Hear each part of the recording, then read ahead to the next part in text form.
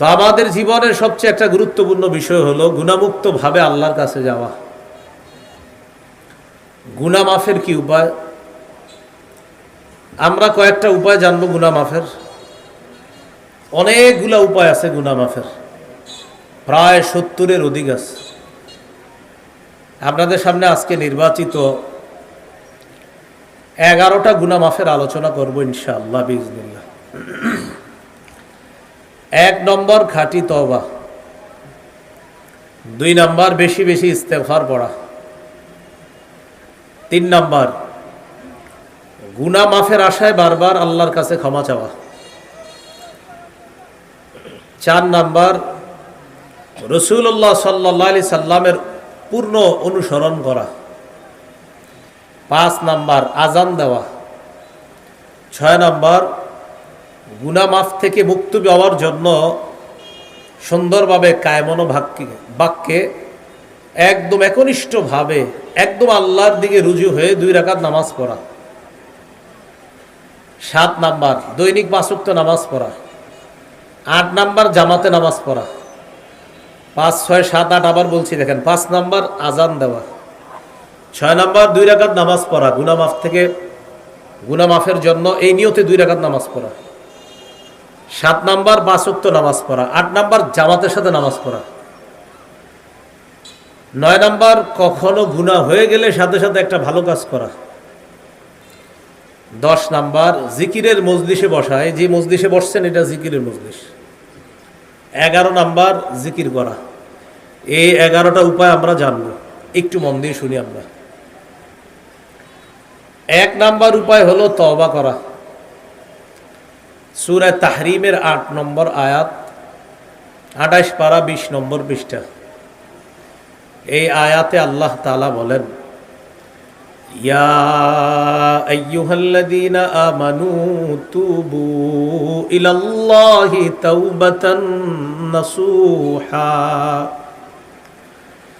হে ঈমানদারগণ, তোমরা আল্লাহর কাছে একনিষ্ঠ তওবা করো, খাঁটি তওবা। এতে কি লাভ? আসা রব্বুকুম আন ইউকাফিরা আনকুম সাইয়্যাতিকুম।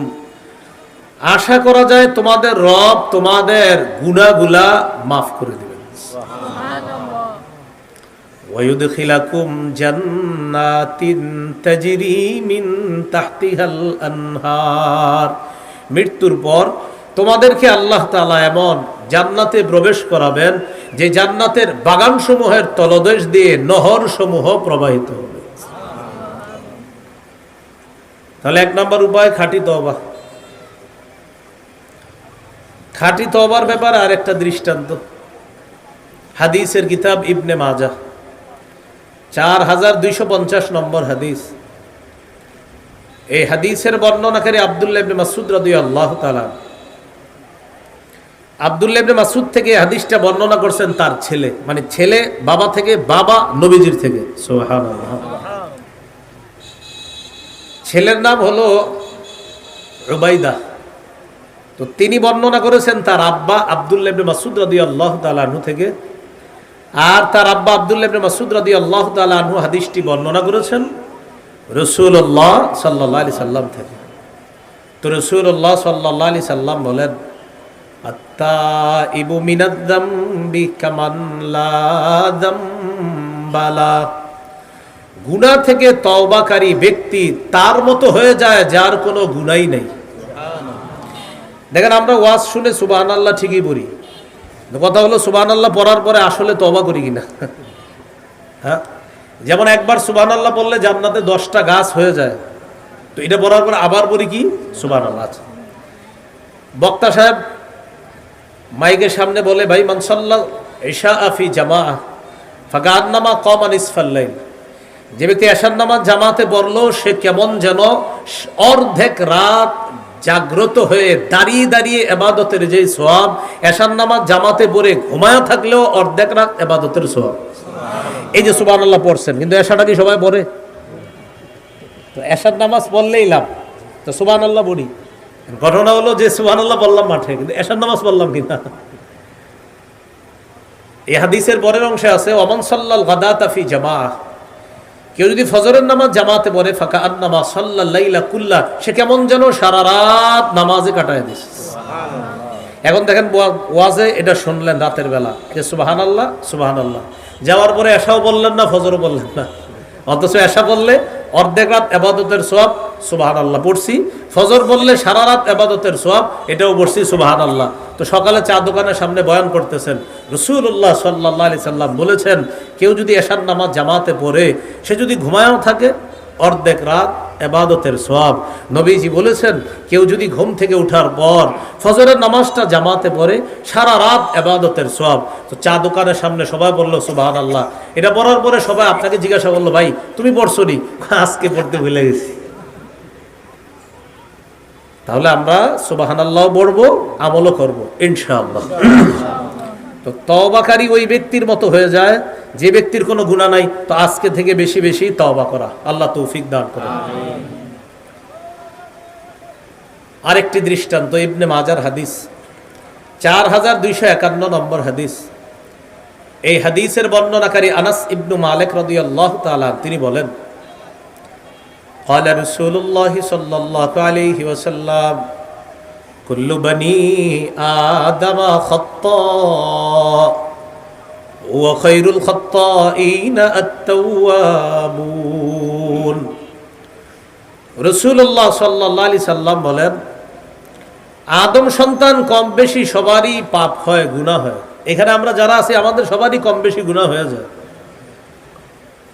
রাসূলুল্লাহ সাল্লাল্লাহু আলাইহি সাল্লাম বলেন ওয়া খায়রুল খাত্তাইনা তাওয়াবুনা, এই পাপীদের মধ্যে তারাই উত্তম যাদের পাপ হয়ে যাওয়ার পর তওবা করে, ওই তওবাকারীদেরকে আমি নবী সর্বোত্তম বলে ঘোষণা করলাম। কি শিখলাম হাদিস থেকে? পাপ কম বেশি আমাদের হয়, তো আমাদের মাঝে তাহলে ভালো কে? নবী বলেন যে তওবা করে। সুবহানাল্লাহ। পাপ হয়, তাহলে হুজুর আমরা সব পাপী, তো ভালো কে? নবীজি বলেন পাপের পর যে তওবা করে সে ভালো। তাহলে পাপ হয়ে যায়, এই পাপীদের মাঝে তারা উত্তম যারা তওবা করে। আর একটা দৃষ্টান্ত ইবনে মাজার 4253 নম্বর হাদিস। এই হাদিসের বর্ণনাকারী আব্দুল্লাহ ইবনে আমর রাদিয়াল্লাহু তাআলা আনহুমা তিনি বলেন قال رسول الله صلى الله عليه وسلم إن الله لا يقبل توبة العبد ما لم يغرغر। আল্লাহ তাআলা বান্দার তওবা ততক্ষণ কবুল করেন যতক্ষণ তার প্রাণ কণ্ঠাগত না হয়। মৃত্যুর আগ পর্যন্ত বান্দার তওবা আল্লাহ কবুল করতে থাকেন। সহিহ মুসলিমের বর্ণনা, রাসূলুল্লাহ সাল্লাল্লাহু আলাইহি ওয়াসাল্লাম বলেন ইন্নাল্লাহা ইয়াবসুতু ইয়াদাহু বিল-লাইল লিয়াতুবা মুসিউন নাহার ওয়া ইয়াবসুতু ইয়াদাহু বিন-নাহার লিয়াতুবা মুসিউল লাইল। সহিহ মুসলিমের 2564 নম্বর হাদিস। মাদ্রাসার পাঠ্যপুস্তক অনুসারে রাসূলুল্লাহ সাল্লাল্লাহু আলাইহি সাল্লাম বলেন আল্লাহ তাআলা দিনের বেলা ক্ষমার হাত প্রসারিত করে রাখেন, রাতের তওবাকারী যারা রাতে যারা পাপ করে এই পাপীদের তওবাগুলা কবুল করার জন্য দিনের বেলা আল্লাহ তাআলা ক্ষমার হাত প্রসারিত করেন, রাতে আল্লাহ ক্ষমার হাত প্রসারিত করেন দিনের পাপীদের তওবা কবুল করার জন্য। পুরো হাদিসটা মিলান 24টা ঘন্টা রব বান্দাকে ক্ষমা করতে চায়। সুবহানাল্লাহ। তিরমিজির হাদিস 3538 নম্বর হাদিস। এই হাদিসটা তিরমিজিতে ছোট্ট করে আসছে, বুখারী মুসলিমে অনেক বড় করে আসছে। এক ব্যক্তি সফরে বের হইছে, তার সাথে বাহন আছে, বাহনের মধ্যে খানা আছে, পানি আছে, সফরের সরঞ্জামাদি আছে বাহনের মধ্যে। তো ওই ব্যক্তি সফর করে রওনা করছে। এক জায়গায় গিয়ে তার ক্লান্তি এসেছে, ক্লান্তি দূর করার পর সফর বিরতি দিলেন। সফর বিরতি দেওয়ার পর ওই ব্যক্তির চোখে একটু ঘুম ঘুম ভাব আসছে, তন্দ্রা আসছে, নিদ্রা আসছে। তখন তিনি সফর বিরতি দিলেন। সফর বিরতি দেওয়ার পর তার চোখে ঘুম এসে গেছে, তিনি ঘুমায় গেলেন। তো উনি যখন ঘুম থেকে জাগ্রত হলেন, জাগ্রত হওয়ার পর দেখে তার যে বাহনটা আছে ওই বাহনটা হারিয়ে গেছে। তো বাহন চলে যাওয়ার অর্থ হলো তার বাহনের মধ্যে যে খানা পানি ইত্যাদি ছিল এগুলোও হারায় গেছে। এখন আপনারা একটু বলেন তো, সফরে বের হলেন, হঠাৎ ঘুম আসছে, উঠা দেখেন আপনার সফরের সমস্ত সরঞ্জামাদি হারিয়ে গেছে, কি পরিমাণ পেরেশান হবে। ওই ব্যক্তিও পেরেশান হয়ে গেলেন, চিন্তা করতে লাগলেন আমি এখন কি করব। উনি সিদ্ধান্ত নিতে খুব পেরেশান হয়ে গেলেন, আমি কি সফরের বাকি পথ অতিক্রম করব নাকি আবার বাড়িতে ফিরে যাব। টেনশন করার পর উনি এই সিদ্ধান্তে বসলেন, আমি যদি সফরের বাকি পথটা সমাপ্ত করতে চাই, ওই পরিমাণ সফর করার জন্য যেই পরিমাণ আমার সরঞ্জাম প্রয়োজন, এই পরিমাণ সরঞ্জাম আমার কাছে এখন নাই। খানা দরকার, পানি দরকার, মোটামুটি পথ চলার জন্য কিছু খরচ দরকার, এইগুলা কিছুই নাই আমার কাছে। সিদ্ধান্ত নিলেন বাকি পথ সফর করা সম্ভব না। রয়ে গেল আরেকটা সিদ্ধান্ত নেওয়ার অপেক্ষা, সেটা হলো তাহলে বাড়িতে ফিরে যাই। চিন্তা করলেন বাড়িতে ফিরে যাইতে এই জায়গায়ও আমার খানা লাগবে, পানি লাগবে, টাকা পয়সা লাগবে, বাড়িতে ফিরে যাওয়া সম্ভব না, অতএব এখানেই বসে থাকি। তাহলে উনি সফর বিরতি দিয়ে ওখানে বসে রইলেন। আবার ঘুম এসে গেছে, নিয়ত হইল যদি মারা যায় এখানে মারা যাব, বাস আমি এখানে মৃত্যুবরণ করতে হবে, এছাড়া উপায় নাই, বাড়িতে ফিরে যাওয়া সম্ভব না, সফরের বাকি পথ অতিক্রম করা সম্ভব না। এই বলে উনি আবার বৈশা রয়েছে, ঘুমায় গেছে। হঠাৎ উনি ঘুম থেকে জাগ্রত হয়েছে, চোখ খুলছে, খোলার পর দেখে তার বাহন খানা পানি সহ আবার তার সামনে উপস্থিত হয়ে গেছে। কি পরিমাণ খুশি হবে। হাদিসে আসছে রাসূলুল্লাহ সাল্লাল্লাহু আলাইহি সাল্লাম বলেন, ওই ব্যক্তি এত পরিমাণ খুশি হয়, খুশির অতি সহ্যে ওই ব্যক্তি আল্লাহকে বলে আল্লাহুম্মা আনতা আবদি ওয়া আনা রব্বুকা। হাদিসে আসছে বিশিদ্দাতিল ফারহি, খুশির অতি সহ্যে, অত্যাধিক খুশি হয়ে আল্লাহকে, মানে মাথা ঠিক নেই কি বলবে, তো আল্লাহকে বলতেছে আল্লাহ আপনি আমার বান্দা, আমি আপনার রব। আসলে বলতো কি আল্লাহ আপনি আমার প্রকৃত রব, আল্লাহ আপনি আমার রব, আমি আপনার বান্দা। তো এটা বলতে গিয়ে বলতেছে আল্লাহ আপনি আমার বান্দা, আমি আপনার রব। মানে খুশির কারণে ওনার মাথা ঠিক নেই কি বলে ফেলছে। তো রাসূলুল্লাহ সাল্লাল্লাহু আলাইহি সাল্লাম বলেন, এক ব্যক্তি মুসাফির তার হারিয়ে যাওয়া বাহন, হারিয়ে যাওয়া বস্তু ফিরে পাওয়ার পর যতটা খুশি হয়, লাল্লাহু আফরাহু বিতাওবাতি আহাদিকুম মিন আহাদিকুম বিদাল্লাতিহি ইযা ওয়াজাদাহা। তোমাদের কোনো ব্যক্তি তওবা করলে হারিয়ে যাওয়া বস্তু পুনরায় ফিরে পাওয়ার পর মুসাফির যেই পরিমাণ খুশি হয়, খুশির কারণে তার কথাবার্তাও ঠিক নাই, সেটাও সে বুঝে না, একজন মানুষ তওবা করলে তার চাইতে কোটি গুণ বেশি আল্লাহ খুশি হয়ে যায়। তাহলে আমরা প্রতিদিন তওবা করা, যদি আপনার মনে হয় আপনার একটা গুনাহও নাই তাও তওবা করবেন। রাসূলুল্লাহ সাল্লাল্লাহু আলাইহি সাল্লাম প্রতিদিন তওবা করতেন, নবীর আগে পরে কোনো গুনাহ নাই তাও তওবা করতেন।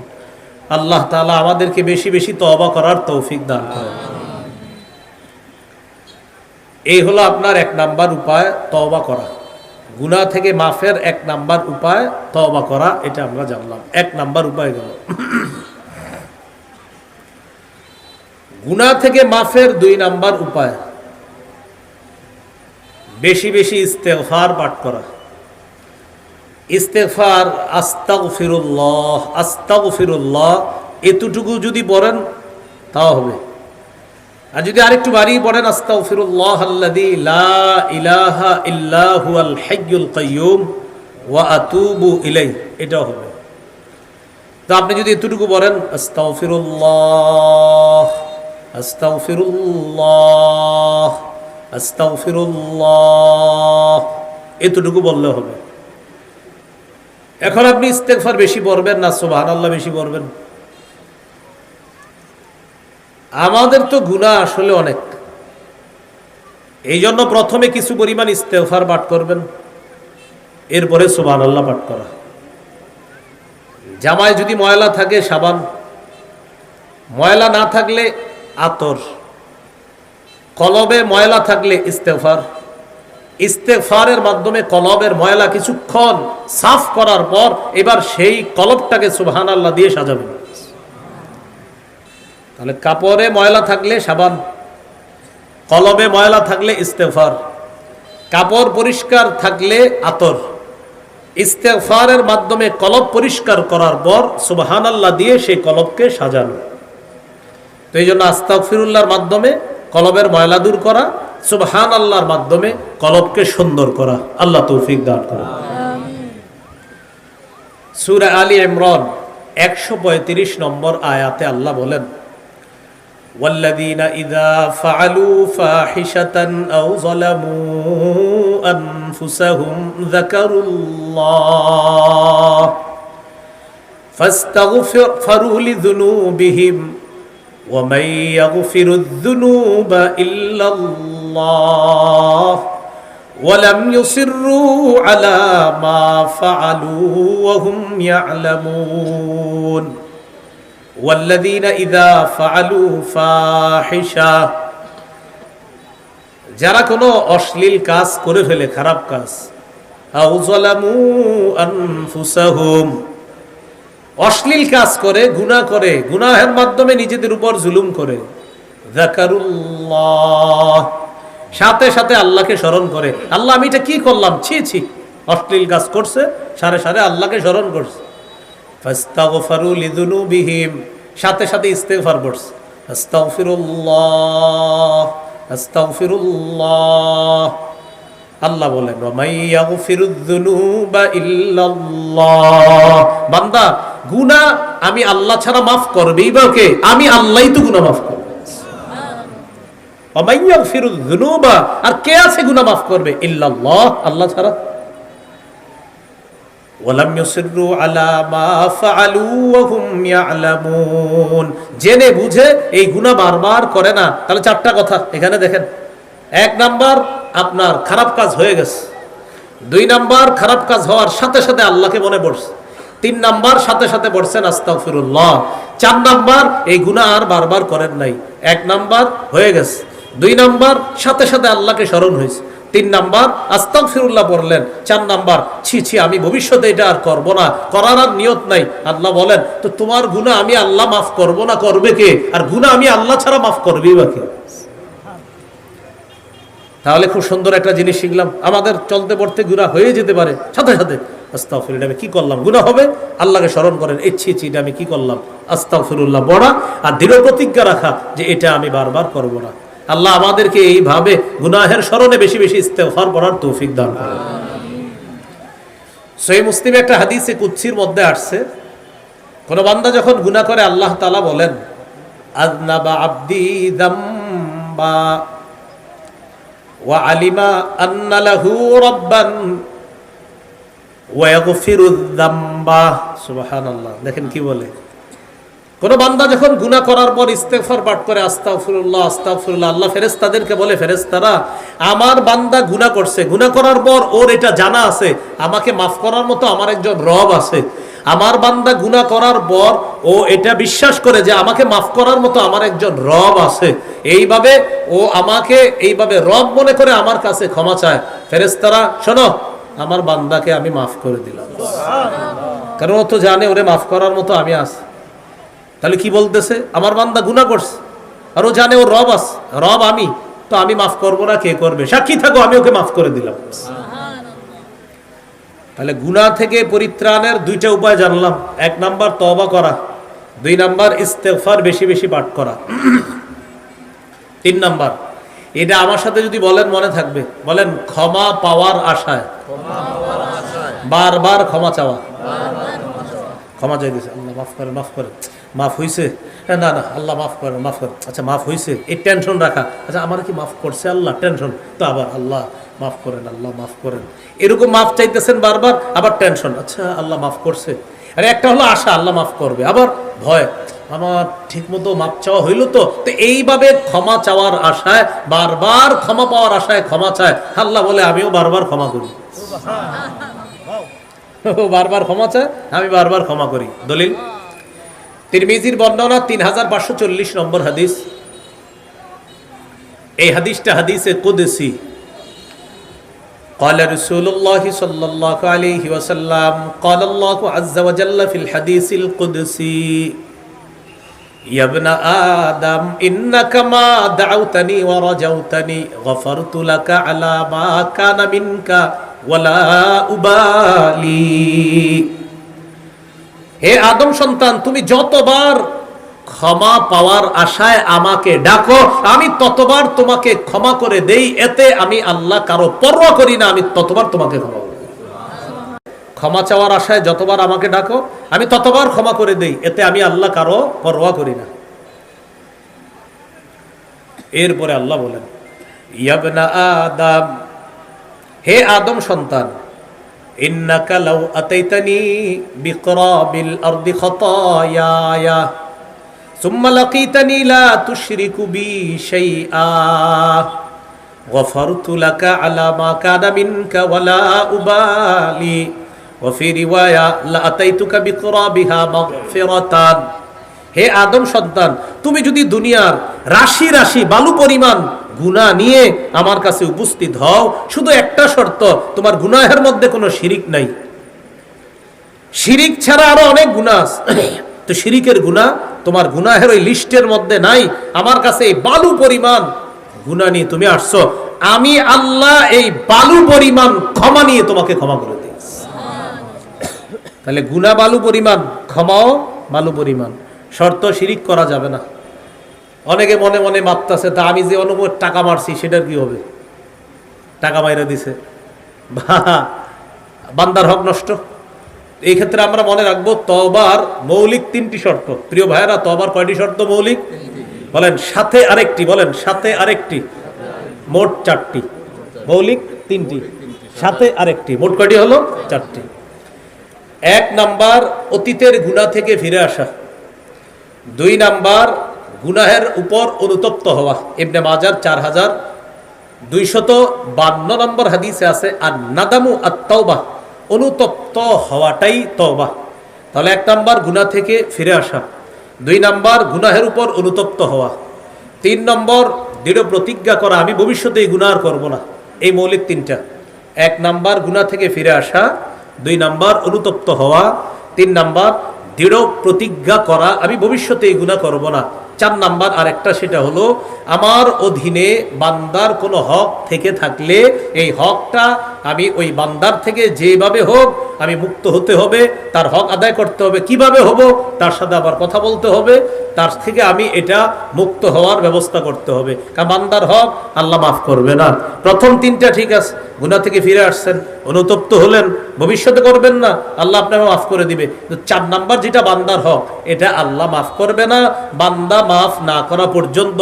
তাহলে তওবার মৌলিক 3টি শর্ত, সাথে 4 নাম্বার আরেকটা, সেটা হলো বান্দার হক আমার অধীনে থেকে থাকলে মৃত্যুর আগে অবশ্যই সেই হক আদায় করে দেওয়ার চেষ্টা করব, অথবা যেভাবে পারি তার কাছ থেকে ক্ষমা নেওয়ার চেষ্টা করব। আল্লাহ তৌফিক দান করেন। তাহলে 1 নাম্বার তওবা করা, 2 নাম্বার ইস্তেগফার করা, 3 নাম্বার ক্ষমা পাওয়ার আশায় আল্লাহর কাছে বারবার ক্ষমা চাওয়া। গুনাহ মাফের 4 নাম্বার উপায় রাসূলুল্লাহ সাল্লাল্লাহু আলাইহি সাল্লামের আনুগত্য করা। সূরা আলী ইমরানের 31 নম্বর আয়াতে আল্লাহ বলেন, কুল ইন কুনতুম তুহিব্বুনাল্লাহ ফাত্তাবিউনি ইউহিব্বুকুমুল্লাহ ওয়া ইয়াগফির লাকুম যুনুবাকুম ওয়াল্লাহু গফুরুর রহিম। নবী আপনি বলেন, যদি তোমরা আল্লাহকে ভালোবাসো, আল্লাহকে ভালোবাসতে চাই সবাই, ফাত্তাবিউনি, তাহলে আমি নবীর অনুসরণ করো। আমরা যারা আল্লাহকে ভালোবাসতে চাই, আল্লাহ বলেন নবী আপনি বলে দেন তারা যেন আপনার অনুসরণ করে। ইউহিব্বুকুমুল্লাহ, আপনাকে যদি আপনার উম্মত অনুসরণ করে, এদেরকে বলে দেন ইউহিব্বুকুমুল্লাহ, আল্লাহ তোমাদেরকে ভালোবাসবেন।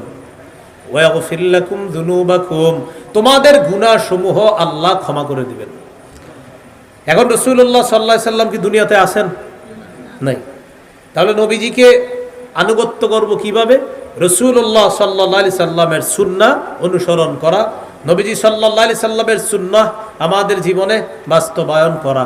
আমরা এইভাবে আল্লাহ রাসূলের আনুগত্য করব। আল্লাহ তৌফিক দান করেন। প্রতিনিয়ত কিছু সুন্নত আছে, এই সুন্নতগুলো আদায় করা। মেসওয়াক করা, আজকে মাগরিবের আগে সবার মেসওয়াক করা উচিত ছিল মুসলমান হিসাবে। 5 ওয়াক্ত নামাজের আগে মেসওয়াক করা, ঘর থেকে বের হওয়ার সময় মেসওয়াক করা, সারা দুনিয়ার সমস্ত কাজকর্ম করার পর ঘরে ঢুকে সর্বপ্রথম মেসওয়াক করা, এই সুন্নাহ। জিহাদের ব্যাপারে কথা বলা, এটা সুন্নাহ। তরবারির গুণাগুণ সম্পর্কে আলোচনা করা, এটাও সুন্নাহ। মুসলমানের পক্ষে কথা বলা, এগুলাও করা। ফিলিস্তিনের মুসলমানদের পক্ষে আলোচনা অব্যাহত রাখা, রাসূল সাল্লাল্লাহু আলাইহি সাল্লামের খাঁটি উম্মত হিসাবে এটা আমাদের প্রত্যেকের দায়িত্ব, কর্তব্য। চায়ের স্টলে, চায়ের আড্ডায়, পার্সোনাল বৈঠকে, ব্যাপকভাবে সমাজের সবার সাথে যখন বৈঠকে বসি আমরা, খুসুসি বৈঠক আর সর্বসাধারণের বৈঠক, সেটা ঘরোয়া বৈঠক হোক, সেটা বাহিরের বৈঠক হোক, চায়ের আড্ডাখানা হোক, সেটা মসজিদে 2-4 জন মুসল্লিদের মধ্যে হোক, সেটা মসজিদের সামনে পুকুরের ঘাটের মধ্যে বসে হোক, ফিলিস্তিনের মুজাহিদদের পক্ষে আলোচনা সদা সর্বদা অব্যাহত রাখা। 2 বন্ধু যখন কথা বলবেন, 5 মিনিট কথার 1 মিনিট বরাদ্দ রাখেন ফিলিস্তিনের জন্য, কথা বলতে হবে। ফিলিস্তিন এটা ইমানি ইস্যু, এটা জিয়ে রাখতে হবে। এই ইস্যু ভুলে যাওয়ার ইস্যু না, এটা সব সময় রাখতে হবে। চূড়ান্ত বিজয় না হওয়া পর্যন্ত ফিলিস্তিনের পক্ষে মুসলমানদের কথা থামবে না, থামতে পারে না, থামানো উচিত না। তো আল্লাহ রসুলের খাঁটি উম্মত, ওই যে মেসওয়াক করছেন, এটাও খাঁটি উম্মতের পরিচয়। আবার আপনি আত্মীয় স্বজনের হক আদায় করছেন, এটাও খাঁটি উম্মতের পরিচয়। আবার আমার মজলুম মুসলমান ভাই, ফিলিস্তিনের নির্যাতিত নারী, শিশু আর মুজাহিদদের পক্ষে আপনি কথা বললেন, এটা আল্লাহ রসুলের খাঁটি উম্মত হিসাবে আমাদের দায়িত্ব, কর্তব্য, তথা আমাদের জীবনের প্রতিটা ক্ষেত্রে আল্লাহ রসুলের আদর্শ বাস্তবায়নের মাধ্যমে রসুল সাল্লাল্লাহু আলাইহি সাল্লামের আনুগত্য করার চেষ্টা সদা সর্বদা অব্যাহত রাখবো। আল্লাহ তৌফিক দান করে। তাহলে 4 নাম্বার উপায়, নবীজির আনুগত্য করলে আল্লাহ তাআলা গুনাহ মাফ করে দিবেন। 5 নাম্বার, আজান দেওয়া। কি দেওয়া? এটা শুধু মুয়াজ্জিন সাহেবের জন্য বরাদ্দ রাখেন না, রাইখা এই সবাই বিশুদ্ধ উচ্চারণে আজান শিখবেন। মাদ্রাসার অনেক ছাত্র ভাইয়েরা আসছেন ছুটিতে, আপনারাও আজান দিন। আমি আমগেরাবের মসজিদে এখনো কোনো চান্স নেই, আপনার সুযোগ পাইলে গিয়ে আজান দেয়, আগে আগে যাই, যাতে মুয়াজ্জিন সাহেব আগে না আসতে পারে। তো আজান দিতে হবে। হ্যাঁ, হাদিসে আসছে টানা 12 বছর কেউ আজান দিলে ওয়াজাবাত লাহুল জান্নাহ, তার জন্য জান্নাত ওয়াজিব। তো এখন মুয়াজ্জিন সাহেবের সব ফজিলত দিয়ে দিব আমরা, আমাদের কি হবে? এজন্য আমরা সবাই মুয়াজ্জিন হতে হবে ইনশাআল্লাহ। তো 5 নাম্বার উপায় গুনাহ মাফের, আজান দেওয়া। আবু দাউদের হাদিস, 515 নম্বর হাদিস, قال رسول الله صلى الله عليه وسلم المؤذن يغفر له مدى صوته ويشهد له كل رطب ويابس। মুয়াজ্জিন সাহেবের আজানের আওয়াজ যেই পরিমাণ যায়, এই পরিমাণ দূরত্ব পর্যন্ত তার গুনাহসমূহ ক্ষমা করে দেওয়া হয়।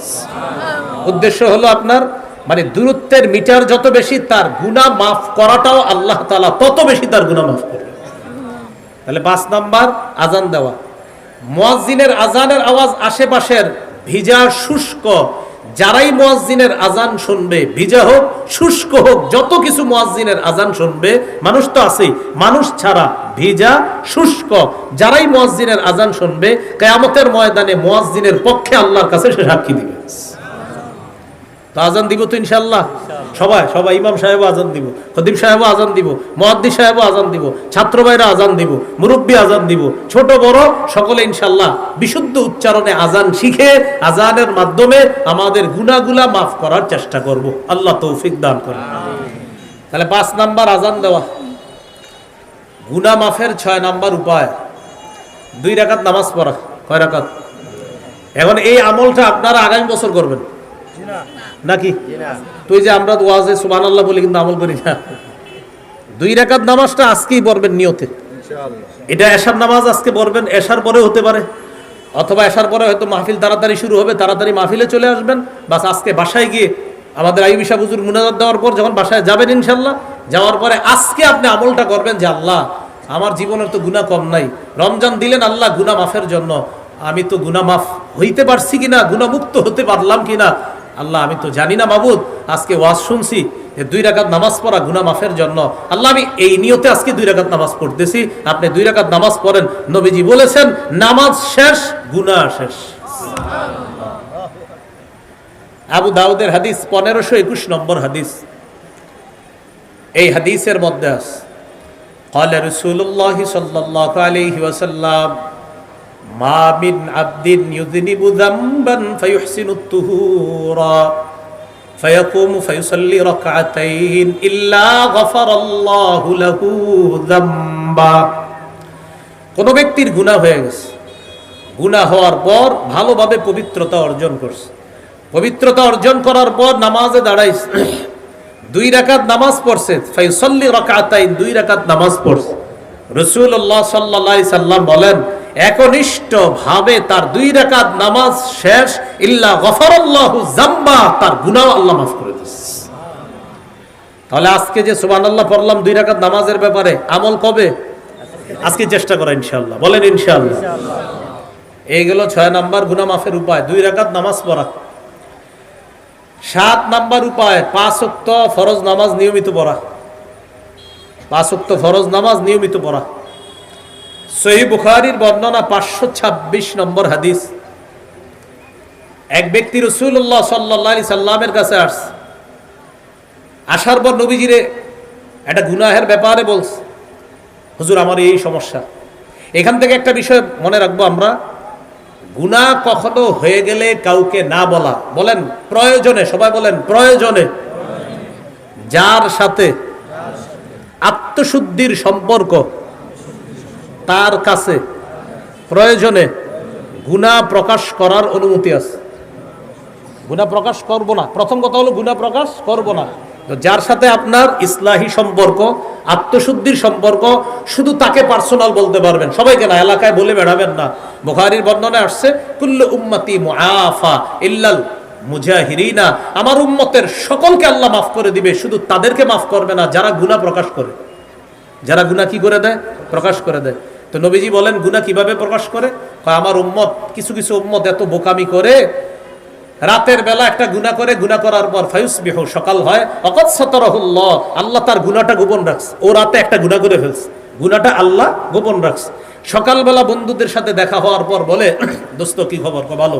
আমিলতুল বারিহাতা কাজা ওয়া কাজা, গত রাতে আমি এই এই কাজ করছি, এই নাটকটা দেখছি, ওইটা। ও এটা এখনো দেখছ নাই তুই? আমি তো দেখে ফেলছি গত রাত, বলতেছি বন্ধুরে বলে বেড়াইছে। তো নবীজি বলেন এক ব্যক্তি রাতে পাপ করছে, তার পাপ আল্লাহ গোপন রেখেছিলেন, পাপের উপর আল্লাহ পর্দা ফেলে দিয়েছিলেন, কিন্তু সে সকালবেলা অন্যদের সাথে বলে বেড়ায়। নবীজি বলেন আমার উম্মতের সকলকে মাফ করবে আল্লাহ, ওকে মাফ করবে না, ও যে এইভাবে সবার কাছে গুনাহ বলে বেড়ায়। তবে এখানে আরেকটা মাসালা মনে রাখা, প্রয়োজনে যেই গুনাহ আমি ছাড়তে পারি না, আমার ওই গুনাহের কথাটা যার সাথে আমার আত্মশুদ্ধির সম্পর্ক, তাকে বলা যাবে প্রয়োজনে, সকলের কাছে বলে বেড়ানো যাবে না। বলা যে যাবে এটার দলিল কি? এই যে এক ব্যক্তি আয়েশা নবীর কাছে গুনাহ প্রকাশ করছে, এই যে এক ব্যক্তি আয়েশা গুনাহ প্রকাশ করছে। আরেকটা বর্ণনা আব্দুল্লাহ ইবনে ওমর রাদিয়াল্লাহু তাআলা আনহুমার কাছে এক ব্যক্তি আয়েশা বলতেছে, হুজুর আমি শেষ। কই কি হইছে তোমার? আমি তো ভয়ঙ্কর গুনাহ করে ফেলছি। কই কি করছ? কই এটা করছি। আব্দুল্লাহ ইবনে ওমর রাদিয়াল্লাহু তাআলা আনহুমা বললেন, ও আচ্ছা আচ্ছা, তোমার মা আছে জীবিত? কই জি আছে। যাও মায়ের সেবা করো, তুমি যেই গুনাহ করছো মায়ের সেবা করলে এটা মাফ হয়ে যাবে। সুবহানাল্লাহ। তাহলে কি শিখলাম?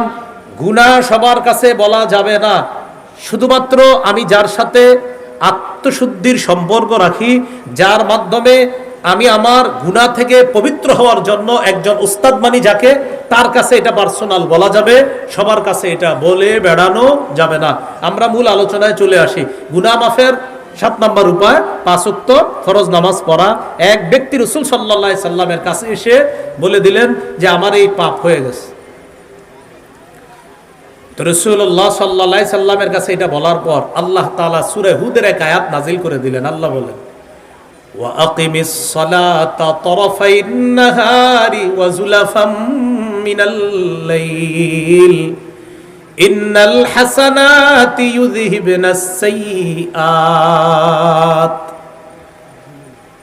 আল্লাহ তাআলা জানায়া দিলেন, ওয়া আকিমিস সালাতা তারাফাইন নাহারি ওয়া যুলাফাম মিনাল লাইল, তুমি নামাজ কায়েম করো দিনের 2 অংশে এবং রাতের কিছু অংশ।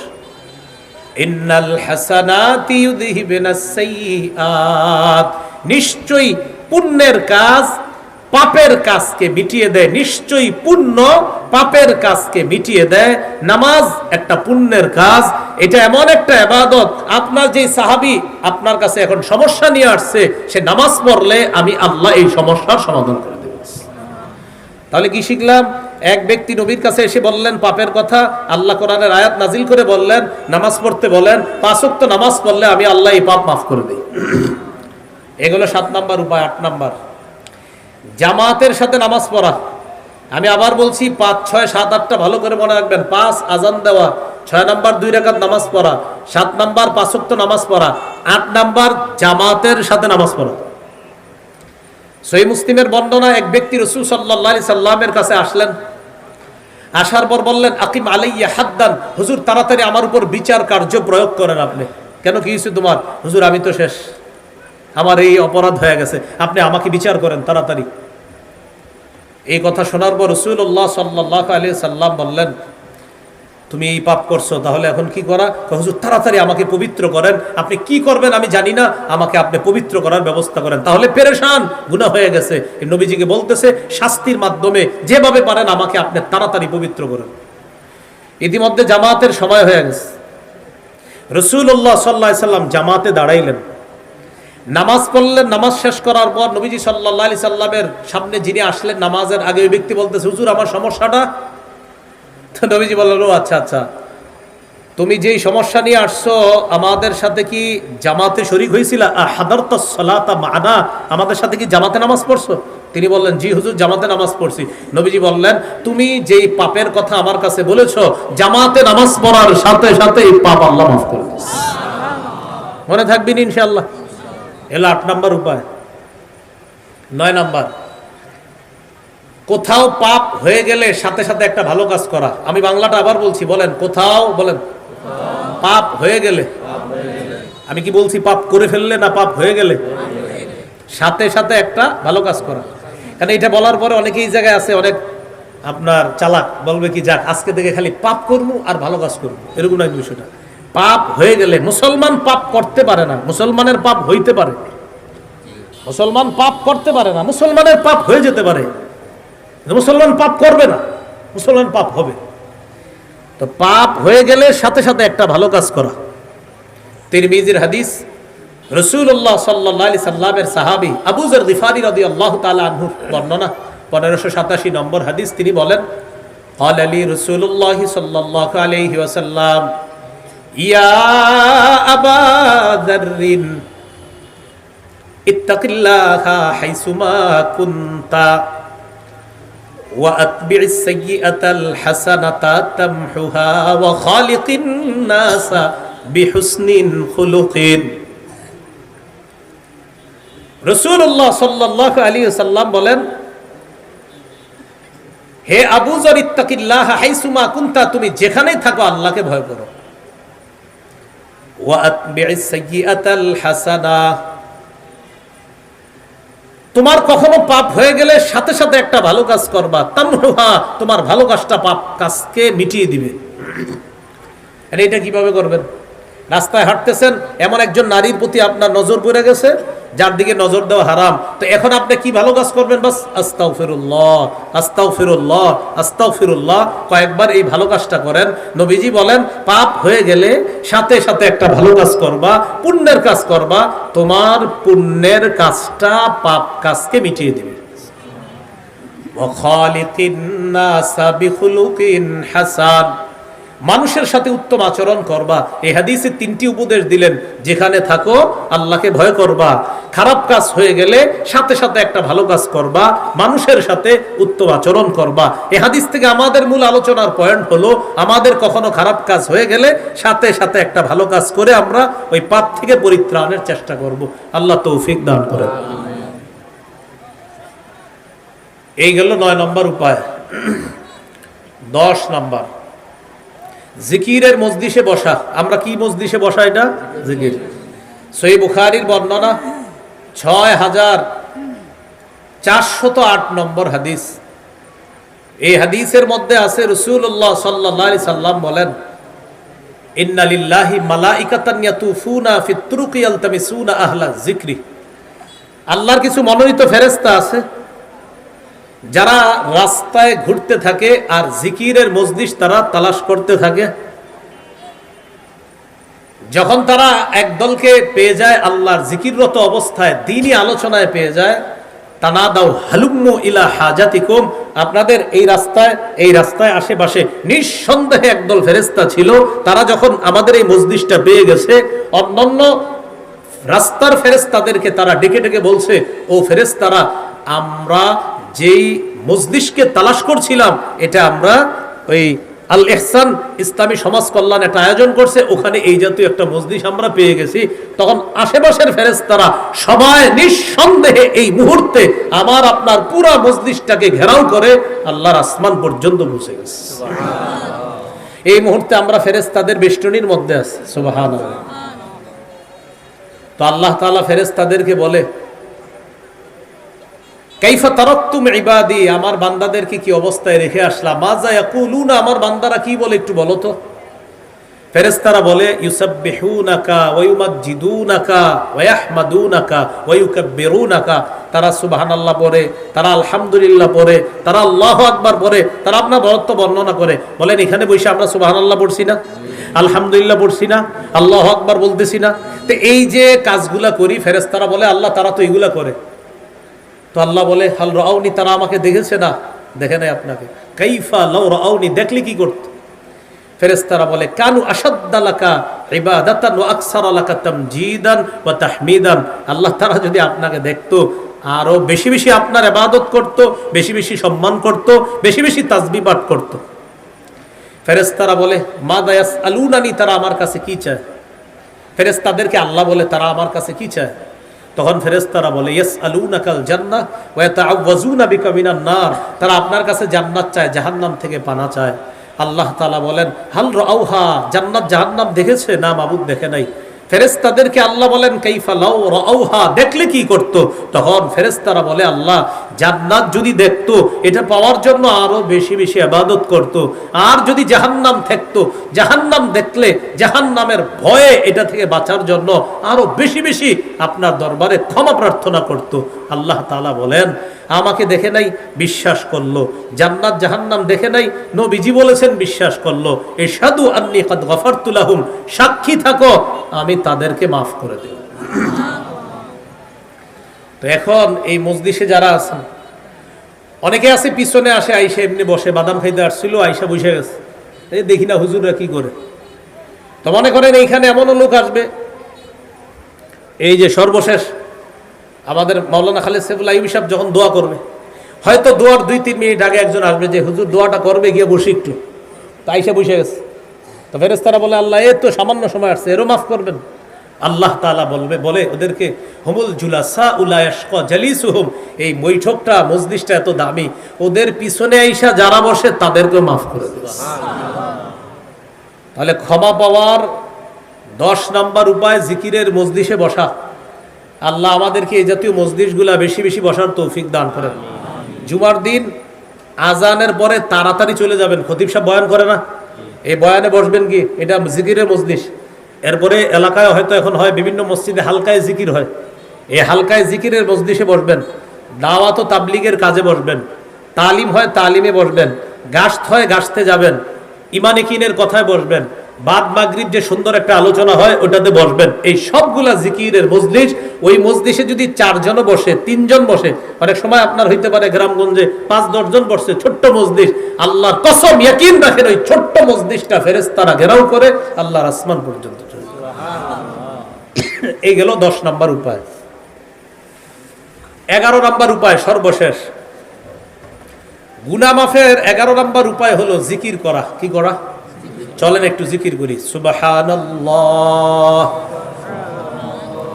আলহামদুলিল্লাহ, লা ইলাহা ইল্লাল্লাহ, আল্লাহু আকবার। বলেন, আল্লাহর কাছে 4টি বাক্য সবচেয়ে পছন্দের। সুবহানাল্লাহ, আলহামদুলিল্লাহ,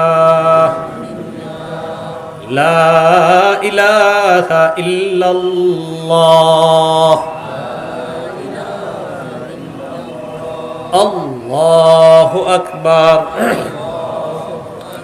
এবার বলেন, সবচেয়ে শ্রেষ্ঠ জিকির হলো লা ইলাহা ইল্লাল্লাহ। তাহলে সবচেয়ে পছন্দের বাক্য চারটা, সুবহানাল্লাহ, আলহামদুলিল্লাহ, লা ইলাহা ইল্লাল্লাহ, আল্লাহু আকবার। আর সবচাইতে শ্রেষ্ঠ জিকির হলো লা ইলাহা ইল্লাল্লাহ। সবাই একদম দিল থেকে একবার পড়েন, লা ইলাহা ইল্লাল্লাহ।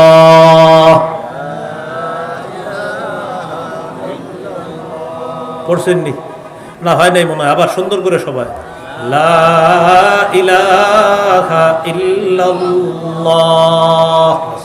তিরমিজির হাদিস 3592 নম্বর হাদিস, মা ক্বালা আবদুন ক্বাত্তু লা ইলাহা ইল্লাল্লাহ খালিসান মুখলিসা ইল্লা ফুতিহাত লাহু আবওয়াবুস সামা হাত্তা তুফজিয়া ইলাল আরশ। একবার যদি কেউ ইখলাসের সাথে লা ইলাহা ইল্লাল্লাহ পড়ে, আসমানের সবগুলা দরজা খুলে দেওয়া হয়, তার লা ইলাহা ইল্লাল্লাহ যেন আরশ পর্যন্ত পৌঁছে যায়। তো পড়বেন নি ইনশাআল্লাহ বেশি বেশি। এলো জিকির করা। 5 ওয়াক্ত ফরজ নামাজের পর পড়বো, বলেন 33 বার, বলেন সুবহানাল্লাহ 33 বার, আলহামদুলিল্লাহ 33 বার, আল্লাহু আকবার, বলেন 3 33 99। কত হলো বলেন? এবার 100তম বারে পড়বো, লা ইলাহা ইল্লাল্লাহু ওয়াহদাহু লা শারীকা লাহু লাহুল মুলকু ওয়া লাহুল হামদু ওয়া হুয়া আলা কুল্লি শাইইন কাদির। বলেন, কেউ যদি 33 বার সুবহানাল্লাহ, 33 বার আলহামদুলিল্লাহ, 33 বার আল্লাহু আকবার, 3 33 বলেন 99 হওয়ার পর লা ইলাহা ইল্লাল্লাহু ওয়াহদাহু লা শারীকা লাহু লাহুল মুলকু ওয়া লাহুল হামদু ওয়া হুয়া আলা কুল্লি শাইইন কাদির। এই 100 বার বলেন কেউ যদি পড়ে, সমুদ্রের ফেনা পরিমাণ গুনাহও যদি থাকে আল্লাহ মাফ করে দেয়। পড়বেন নি?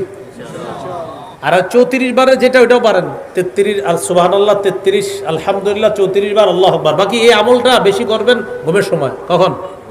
যখন ঘুমাবো তখন 33 বার সুবহানাল্লাহ, 33 বার আলহামদুলিল্লাহ, 34 বার আল্লাহু আকবার। এটা কখন পড়বো? সাধারণত ঘুমের সময়। আর 5 ওয়াক্ত নামাজের পরে 33 বার সুবহানাল্লাহ, 33 বার আলহামদুলিল্লাহ, 33 বার আল্লাহু আকবার।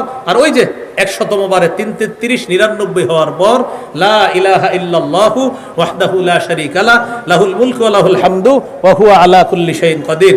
আল ইহসান ইসলামী সমাজ কল্যাণ যারা, তাদেরকে আমি বলবো, এই সমাজ কল্যাণের সভাপতি সাহেবকে বলবো, আপনি আপনার উদ্যোগ নিয়ে প্রতিটা মসজিদে মসজিদে 5 ওয়াক্ত নামাজ পরবর্তী তাসবিহাত জিকিরগুলা আমরা একটা ফ্রি বিতরণ করা যায় কিনা ইনশাআল্লাহ। তাহলে আল ইহসান ইসলামী সমাজ কল্যাণের তাদের কাছে আমার অনুরোধ থাকবে, এটা এই এলাকার প্রতিটা মসজিদে মসজিদে 5 ওয়াক্ত নামাজ পরবর্তী যে জিকিরগুলো আছে, তাসবিহগুলো আছে, আমরা একটা সুন্দর ব্যানারের মতো বানিয়ে এটা আমরা প্রত্যেকটা মসজিদে হাদিয়া দিয়ে দিব ইনশাআল্লাহ। প্রয়োজনে উজানি মাদ্রাসার মুহাদ্দিস সাহেবদের সাথে একটু বসে নেবেন, বসে জিকিরগুলোর সুন্দর একটা চার্ট নিয়ে আমরা সুন্দরভাবে টানিয়ে দেওয়ার চেষ্টা করব। আল্লাহ এই খেদমতটা যেন এই পরিষদে যারা আছেন খুব দ্রুত যেন এই খেদমতটা আপনারা বাস্তবায়ন করতে পারেন, আল্লাহ তৌফিক দান করেন।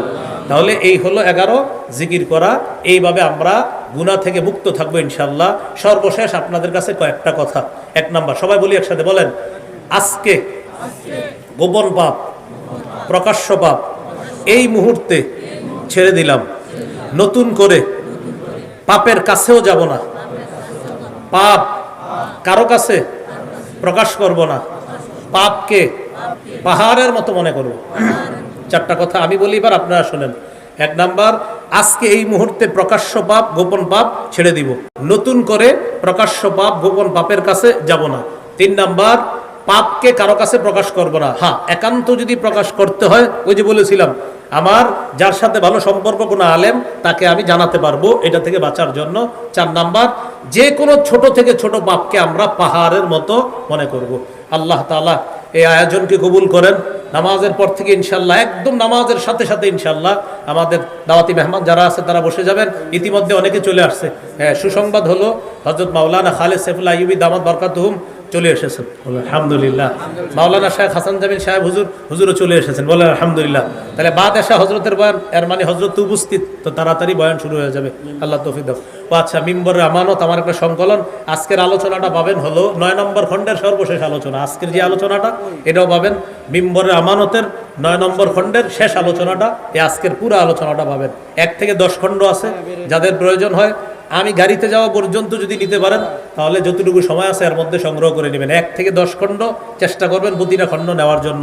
প্রথম খণ্ড সন্তানের 64টা অধিকার, জামাই বউ পুরো মুখস্থ করে ফেলবেন। দ্বিতীয় খণ্ড শিরিক বেদাত। তৃতীয় খণ্ড হালাল হারাম। চতুর্থ খণ্ড স্বামী স্ত্রীর অধিকার। পঞ্চম খণ্ড লা ইলাহা ইল্লাল্লাহর ব্যাখ্যা। ষষ্ঠ খণ্ড নামাজ। সপ্তম খণ্ড, অষ্টম খণ্ড মাসালা। নবম খণ্ড হলো রমজান। আর দশম খণ্ড ওই হজ কোরবানি, দশম খণ্ড। সালামু আলাইকুম।